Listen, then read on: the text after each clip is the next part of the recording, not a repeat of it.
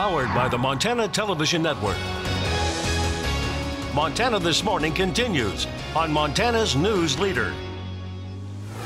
Today marks day 17 of the partial government shutdown. With negotiations going nowhere, President Trump is looking for new ways to get his money for his border wall.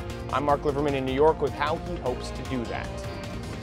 And as the government shutdown drags into its third week, some local residents taking steps of their own to keep Yellowstone National Park open. Coming up, see what they're doing to keep the park clean and presentable.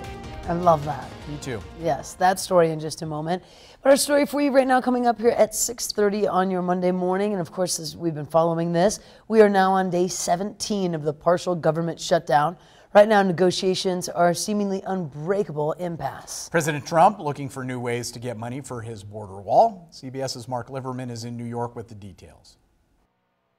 As the partial government shutdown enters its third week, President Trump says he may bypass Congress to find the $5 billion for his border wall. I may declare a national emergency dependent on what's going to happen over the next few days. Congressional Democrats have refused to give him any new money, and they're skeptical of his latest idea to use Pentagon funds through an emergency declaration. I think the president would be wide open to a court challenge saying, where's the emergency? But beyond that, this would be a terrible use of Department of Defense dollars. As negotiations enter a second week, the White House has so far only offered minor concessions. They don't like concrete, so we'll give them steel. Steel is fine. And if he has to give up a concrete wall and replace it with a steel fence in order to do that, so that Democrats can say, see, he's not building a wall anymore. Newly empowered House Democrats are expected to pass individual bills this week to reopen various agencies. We need to open up government and then negotiate, not the other way around. A handful of Senate Republicans now say it's time to follow suit. Maine's Susan Collins is one of them. Well, I can't speak for Senator McConnell, but I would like to see him bring the House-passed bills to the Senate floor. Senate Majority Leader Mitch McConnell has said he won't bring any bill to a vote without the president's support. Mark Liverman, CBS News. Now, about 800,000 federal employees have been furloughed or working without pay since that shutdown began on December 22nd. If it isn't resolved by Friday, they'll miss another week's paycheck. Now, there are some reports that TSA workers who've been working without pay are calling out sick at a slightly higher rate since the shutdown began. If that continues, it could spell trouble for the nation's airports. Also, reports out of the Internal Revenue Service, the possibility of returns, your income tax returns not coming in, because that branch of the IRS not currently working as well. So more to follow on that. Everything just pushed back. Absolutely true. So, Matt's working though. He hasn't. Yes, Matt's nonstop. Always. Yeah. Temperatures today not bad. Just look into the mining city, watching for a little bit of snow to fly, mainly areas west of the divide. You look at the area temperatures, we're into the 20s and 30s pretty much across the board. I do expect to see snow showers for the first part of the day. As you get into the afternoon and evening, our skies will begin to clear.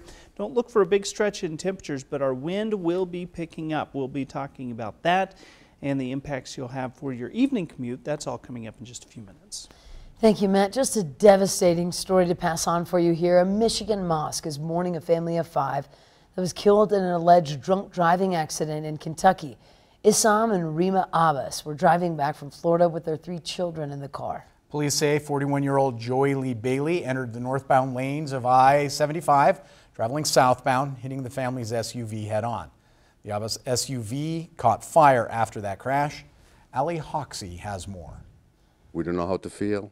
We don't know how to express it. Hassan Abbas is the great uncle of Issam Abbas. Tonight, he and others packed into the Islamic Center of America to remember the Abbas family. See, this tragedy is not only for us now, for the family. It's for the whole community and for the humanity too, because anybody can hear about this tragedy, he's going to feel it. Issam Abbas was an attorney and a real estate agent in the community. Rima Abbas was a family doctor working for Beaumont Medical Center with her own practice in Garden City. They had 3 children, 14-year-old Ali Abbas, 13-year-old Isabel Abbas, and 7-year-old Giselle Abbas. Law enforcement in Kentucky say all 5 died when a drunk driver hit them going the wrong way on I-75. When you drink and drive, you're out of control. You don't know what you're doing. you put people's life in jeopardy. The Abbas family is well known in the Islamic community. Congresswoman Rashida Tlaib also knew the family and was in attendance at the mosque tonight, listening to words of wisdom from religious leaders. We have to accept this is the work of God. We don't know. But God, subhanahu wa ta'ala, we believe that this family went to another world, that they are going to remain alive. We believe that death is not the termination. Tonight is just the start of a week full of prayer and tears for people who loved the Abbas family. You're going to hold your tears much as you can, but finally your tears are going to be as stronger than you. It's going to come out. 6:34 now. Senator Steve Daines says he has secured funding to keep important National Park Service facilities open during the government shutdown. In a letter to the acting Secretary of the Interior, Daines urged funding to critical national park services. After receiving Daines' letter, the acting Secretary of the Interior ordered the Park Service to use funds from fees collected from park visitors to help keep certain essential park services up and running. In a statement, Senator Daines said, quote, "Our community should not be in danger as a result of political games going on in Washington, D.C. I'm glad to see the Department of Interior will fund these critical programs while the government is shut down, supporting those in Montana's gateway communities and protecting our national parks," end quote. Now, the National Parks Conservation Association opposes the use of visitor fees to maintain essential services. The influential group says that money is reserved for future projects, and using it in this way will make addressing the infrastructure backlog at parks even more difficult. Senator Daines has not responded to the association, but does say he will not accept a salary as long as the partial government shutdown remains in effect. Now, while Steve Daines is looking for park funding, some Montana residents are stepping up to make sure Yellowstone National Park stays clean and open for business right now. MTN's John Shearer followed a volunteer cleanup crew in the northern part of the park and shows how they spent their Sunday. This heated bathroom here at Mammoth has been closed since the shutdown began, but just a little ways up the road, there's an outhouse that's open. And while it might be a little chilly, this outhouse is practically spotless right now. The lids, the seat, and any of the handrails. About 30 volunteers met at a convenience store in Gardner's Sunday morning to fan out across the northern part of the park. It was all organized by local businessman Chuck Tanner. If the government shutdown continues, we'll just make it a thing we do every week. We got a lot of good people in this town, and who knows, it might even be a little fun. Did he say cleaning toilets would be fun? I don't like cleaning my bathroom, but we can get this one taken care of, all right? Garbage bags and rubber gloves were handed out, and the volunteers stepped up. We love Yellowstone National Park, and we feel being able to do anything to maintain the beauty of it and making sure that people can, enjoy the park for years and years to come, and her kids. For us, we're most appreciative of that, and we thank you and thank everybody for doing that. Besides picking up the garbage and wiping down surfaces with disinfectant, the day's effort even included cleaning graffiti off a bathroom wall. Well, that's one less thing for people to have to see when they come in. Tanner, like most of the people who live near the park, has a stake in keeping it open. Their crowds are down, obviously, because a lot of people think the park's not even accessible. But for the most part, it's business as usual. And people are, they're doing their cross-country skiing. A lot of photographers, a lot of just people getting away for the holiday season. We come here a lot, many times, and the fee to come here is so minimal that we just feel we should give back. And when the work was finished, Tanner treated the group to free pizza and drinks at his tavern. And while there are tales of filthy toilets, even damage in some national parks, here in Yellowstone, the people doing the cleanup right now say that's not the case. They say visitors here are treating the park with respect. In Yellowstone, I'm John Shearer for MTN News.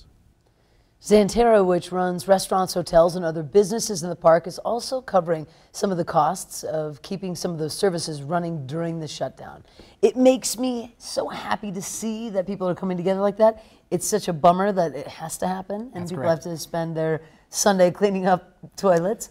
But maybe some of the cleanest toilets that they've ever had. I mean, they're right up there. Montana can-do attitude. Absolutely. We're just going to get it done. Certainly. So that's how this goes. Speaking of, let's hope this group of people who are going to be gathering today. Today, by the way, Montana's 2019 legislature opens at the state capitol. And MTN's chief political reporter, Mike Dennison, will be there, of course, to give us a quick rundown And here's what lawmakers are facing this week and for the rest of the session. Montana's 150 lawmakers will be sworn in at noon today here in the House chambers. As far as formal activity, that's about it on this opening day. But one of the first controversial things this week is a possible change in the House rules. The main disagreement is over how many votes are needed to remove a bill from a House committee, a simple majority of 51 members, or the current rule that says a supermajority of at least 60 votes. Democrats and a group of Republican moderates say it should be only 51, thus making it harder for GOP leadership to kill certain bills they don't like, even though those bills may be supported by a majority of the House. Republican House leaders have been meeting with GOP moderates to see if they can work out a compromise. Votes on the House rules should happen this week, maybe even as early as today. Senate President Scott Sales acknowledges there's a split in the Republican Party between conservatives and moderates, but told us recently he's not that worried about it. Republicans, we agree on more than we disagree. We're going to try to focus on the things that we agree on, which is taxes, living within our means. Republicans control majorities in both the House and Senate, but the governor is a Democrat, Steve Bullock, which means compromise will have to occur this session if either side of the political aisle wants to get things done. Tops on the agenda is the future of Montana's Medicaid expansion program, which brings more than $500 million of federal money into the state each year and provides coverage to 100,000 low-income Montanans. It's set to expire in July. Most Republicans want to modify the program, while Bullock says it should be extended as is. Lawmakers also will be adjusting Bullock's proposed $10 billion two-year state budget and deciding whether to approve any of his proposed tax increases on tobacco, liquor, rental cars, and motels. We'll also see debate and action on infrastructure funds, drug policy, and education funding. It won't be long until lawmakers are putting in some long hours, and then it's 90 working days until the finish line in early May. At the Capitol, Mike Dennison, MTN News. And of course, MTN News will be bringing you full coverage of the session over the next 4 months. That's true. You can count on that. That's There's true. no doubt. It is time for a quick break. When we do come back, we look at the relationship between President Trump and North Korean leader Kim Jong-un. Trump's administration is looking for locations for a second summit meeting between those two leaders. We'll have that story after the break, but first let's check in with Nora O'Donnell, see what's coming up at 7 o'clock on CBS This Morning. Good morning, and ahead here on CBS This Morning, Nobel Peace Prize winner Malala Yousafzai is here in Studio 57. She'll reveal personal stories about visiting refugee camps and the immigrant experience. Plus, only on CBS This Morning, British Army Captain Lou Rudd tells us what it took to complete his historic 925-mile journey across Antarctica without any help. The news is back in the morning. We'll see you right at 7.